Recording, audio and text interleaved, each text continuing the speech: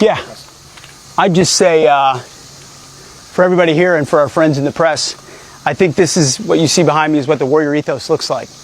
It's what reestablishing it looks like. It doesn't happen in the halls of the Pentagon. It doesn't happen in the halls of Congress. It happens in training centers like this, with Americans like this who do really difficult things in really tough places, not for the timid or the entitled.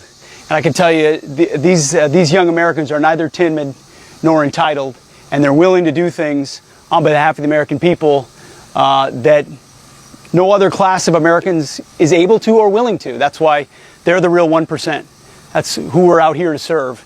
And that's what we're doing here with the ACCC as well, out here with Panamax, is expanding peace through strength in our hemisphere, right here in the jungles, with our partners, in a way that Southcom just wasn't doing 18 months ago.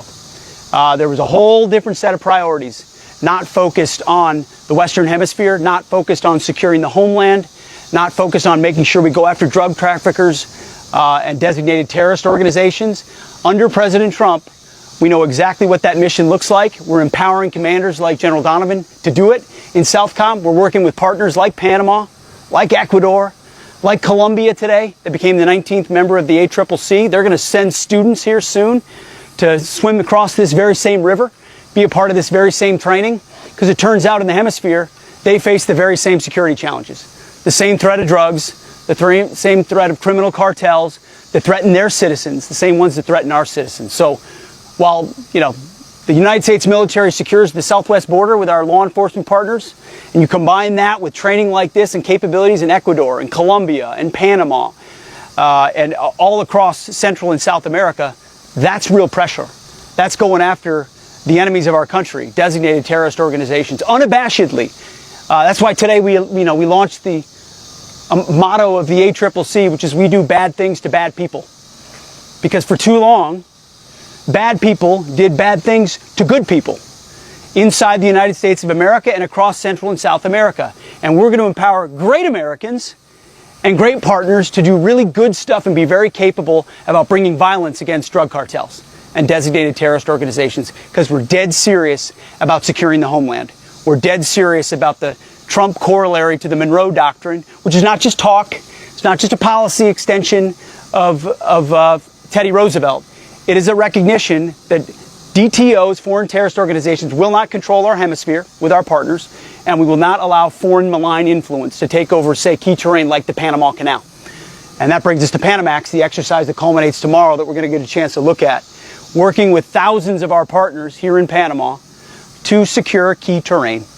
It hasn't happened for 14 years. It was a tabletop exercise, which I have no issue with tabletop exercises or command post exercises, but you can't replicate this.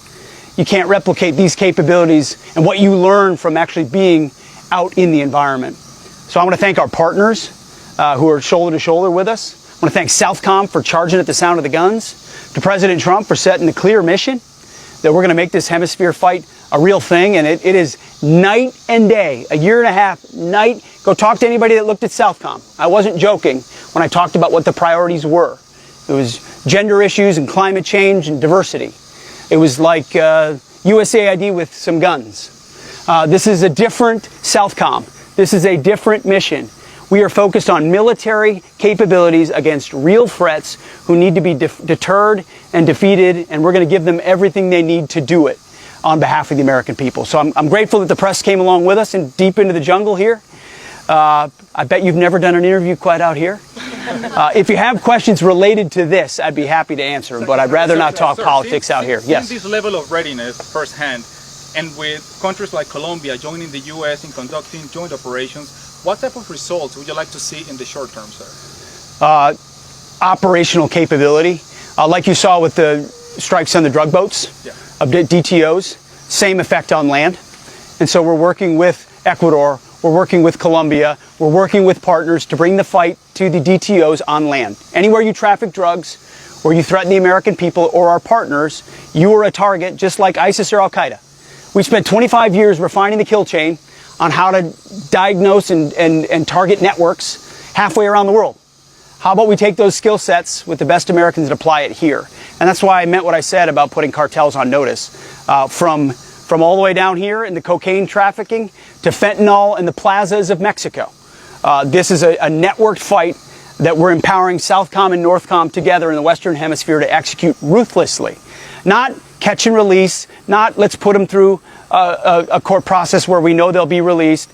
We're going to close with and destroy these networks with every capability of the American government. Mr. Secretary, to follow up on this gentleman's question, you've got most of the countries under the area of responsibility of Southern Command to join the ACCC now.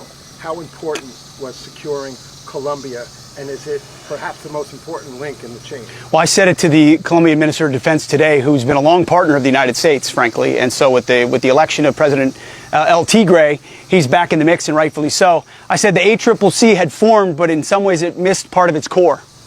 And with Colombia coming online, and then the changes in Venezuela, which were brought to you by the capabilities of the United States military at Fort Tayuna, we've changed. And by the way, I'd emphasize, America is no better friend and no worse enemy. You don't want to mess with us when we have military capabilities, but when trouble happens, like in Colombia or Venezuela, we're the first ones to show up. We're going to bring those beautiful Chinooks and C-17s chock full of experts and supplies, and that's what we've done in Colombia, and that's what we've done in Venezuela. But Colombia's going to be an incredible partner. They offered to be a headquarters or a hub for the ACCC as a brand new 19th member. They've got, hundreds of thousands of capable members of their military, decades of training with the United States, but they've never seen the kind of partner like President Trump and this War Department. And so we're excited to be able to. We went quickly into details because that mill-to-mill relationship has been long-standing, and that's why they're coming to this jungle course soon as well. Yes, and then we'll go here. Secretary, you now have a 19-member coalition to counter the drug cartels. How much is Chinese influence factoring into or how much do they factor into the conversations you had today with these leaders? And do you feel like the U.S. is making good progress in securing the Panama Canal? I know that's a strategic priority to bring it back into the U.S. control. Let's just say, country by country, it is overwhelmingly clear that the United States of America is the preferred partner of choice. There are a lot of foreign actors that bring in other influences, whether it be China, Russia, Iran. It was Russian air defenses that were supposed to defend Caracas and didn't work.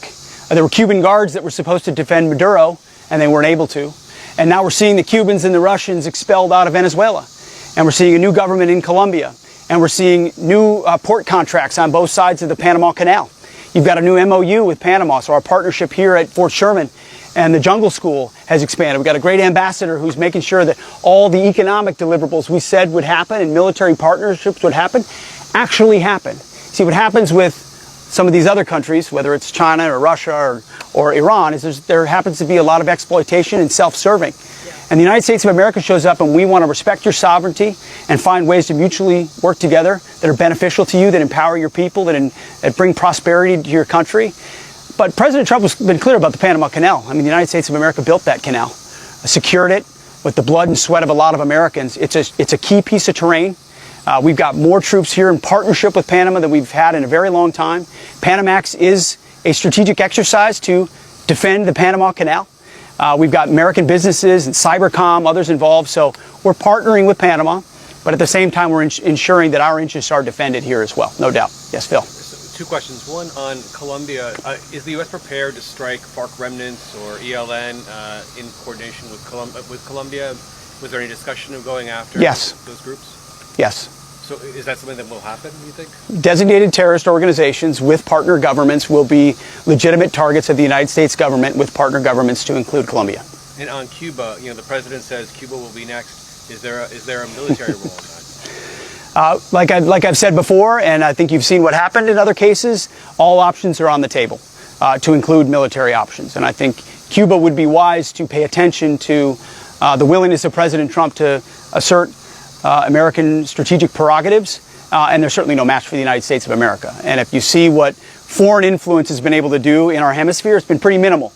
The Russians and the Cubans and the Iranians in Venezuela, the way that countries have moved toward the United States, toward the ACCC, toward this partnership, they understand where the balance of power lies, especially in this hemisphere. And that certainly pertains to Cuba. So we're going to have a lot of options there. and we look forward to it. So Sir, I'm going to thank one last question, and then I'm going to get these folks back to training. If I may real quick, when you talk about respect for the sovereignty of countries, is the U.S. considering maybe in the long term reopening military bases in Panama? Is that an option for the Pentagon?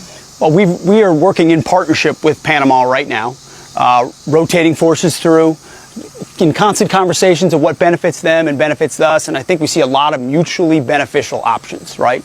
Working with President Molino, working with their Minister of Defense, Abrego, who have been partners of ours. They know how important the Panama Canal is. It's in their interest to make sure that no malign actors are able to interfere. We're doing the largest exercise we've done in 2 decades here at Panamax, and so we're working well with them, and that's because they recognize how important that piece of terrain is, the Panama Canal is, to President Trump and the United States of America. We're going to defend it, make sure no other country can ever hold it at issue.